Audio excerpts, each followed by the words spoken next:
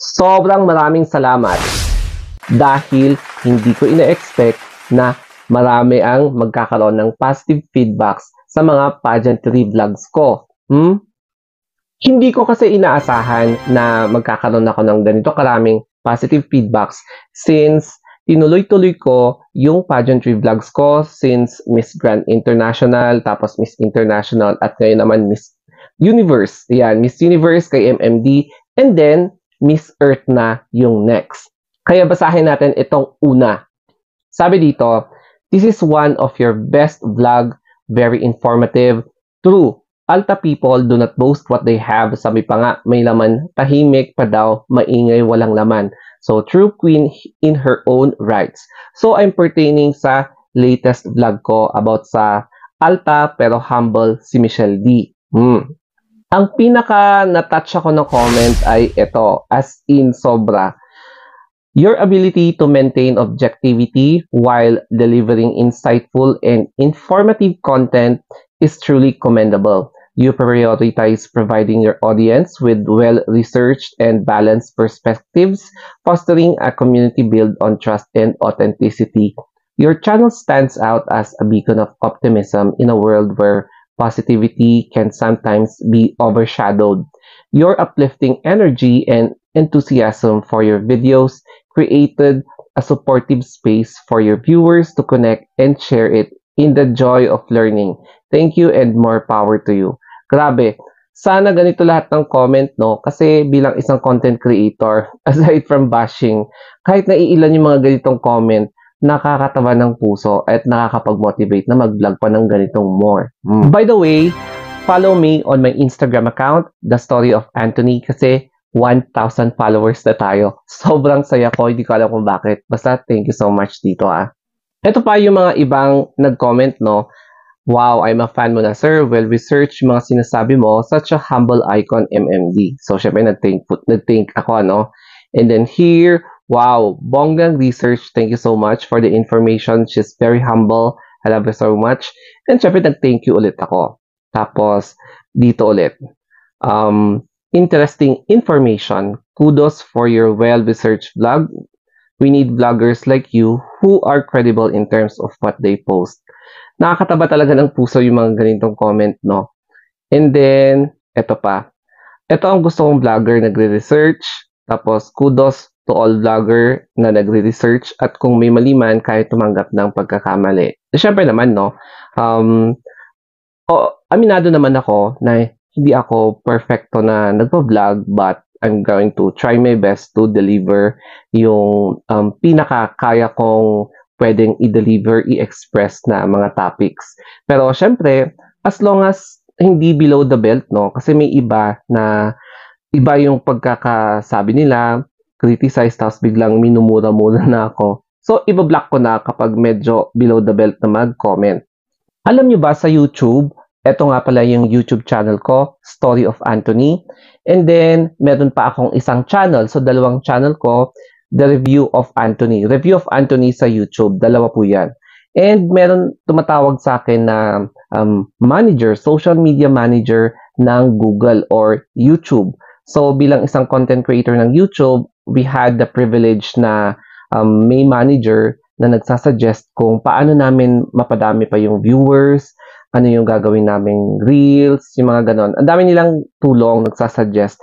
And itong manager na to, binanggit niya sa akin na the most powerful ata na vlogs ko is yung mga evergreen tsaka yung pageant. Kasi ang daming views ko daw sa pageant. Kaya, why don't I try daw to become consistent sa pag-vlog about pageant?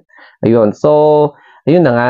Nung sumiklab ang Miss Grand International, tapos sunod-sunod na yung pageant, doon na, tiniretso ko na, and oo nga, totoo nga yung sinabi ng social media manager ko. And as well, i-balance ko din yung pagre-review ng products doon sa isang channel ko kasi evergreen forever yung mga products na yon para at least na-maintain ko yung viewership ng dalawang channels ko. And of course, sa mga iba pang soft beds ko, such as Facebook, Twitter, Instagram, tapos sa ano pa ba yun? TikTok. Ayan. Ituloy natin yung mga comments, no? I'm also one of your follower. Ang ganda ng mga content mo, klaro, at sobrang nasihan ako sa vlog mo. So, Sabi ko, sana napapasaya kita lagi. And then dito rin, on your YT channel, I love how you guard your words. It speaks your intelligence. Hindi naman. Good luck to your channel. A fan is here. So, thank you so much. Ayun. And dito, yes, marami naman akong natututunan sa sandali ng pag-subscribe ko sa page mo. I like the way you speak. Malinaw, maliwanag, masarap pakinggan. Thank you naman. Akala ko, basta natutuwa ako. And then, ito. Your vlogging style is truly down to earth and always truthful. Thank you also for pursuing the kindness campaign. It reflects who you are as a sincere and honest person. Tapos ito, 100%, I will support. And then, love your vlogs, interesting, has a sense of humor. May sense of humor ba? Ayun. And then, ang isa pa dito na naloka ako is, ayan, merong super chat. So, thank you sa super chat. Thanks. Dito ko lang nakita yung explanations about sa video na to. Kasi iba puro fake news. So, proud and happy for MMD and for our country. And yes, ayan, ang daming mga nakakatuwang message sa inyong lahat. And ngayon lang ako naka-receive ng ganito kadami, promise. Hindi ko to noon, yes, nagvo-vlog ako ng pageants, pero hindi ganito kasing dami ng katulad ngayon. And pagdating naman sa bashing. So, anong ginagawa ko sa mga bashings? Yung mga low-key bashings, hinahayaan ko lang. Like, kapag may comment lang sila na, alam mo na, yung playtime, okay. And then, kapag yung bashings naman is talagang below the belt na, no? Yung, alam mo nang, ikaw na yung ina-attack niya, hindi na yung content mo. So, it's blocking na. Pati yung mga nagko-comment na hindi ako tinitigilan hanggang sa ibang social media pages, TikTok, YouTube, sila. And then, iba nagda-direct message. So, syempre, block na yon kasi you also have the right to protect yourself, to protect your mental health para hindi na sila magkalat, lalo na sa mga, alam nyo ng super hate talaga, no? Nag-invest sila ng hatred. Kaya, So, after Miss Earth, ayan, Miss Earth ha, anong mangyayari?